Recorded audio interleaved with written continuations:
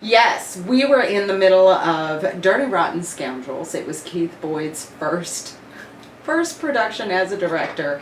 And at the time, when we had heavy downpour, the drainage could not keep up with the amount of water that was coming in such a short time. And the way our sidewalks were and the entrance to our building, the water just came in. I mean, it was very common for water to be flooded in half the lobby because of the way that the setup was. There's no curb out there.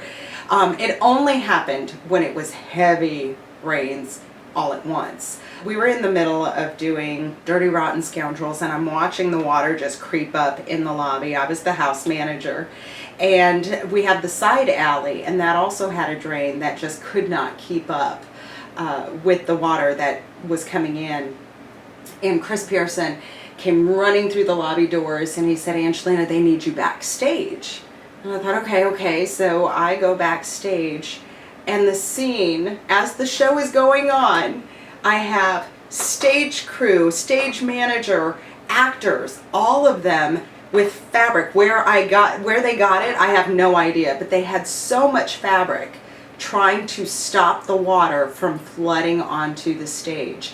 And one of my stagehands, I can't remember who it was literally using their body as a barrier to stop the water, a human sandbag. And I just looked at everything that was happening, looked at Chris and said, "Well, they got it."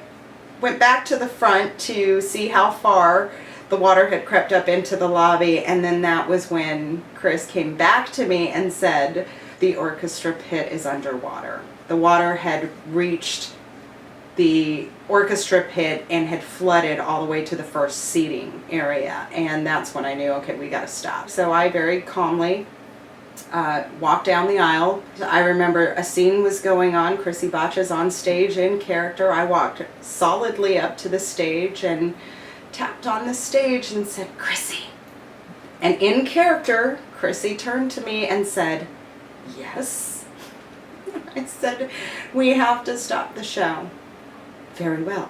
I announced, you know what, we are going to stop the show, and concessions are on us while we wait out the storm. In the meantime, please see our box office volunteer to transfer your show tickets from this night to another night.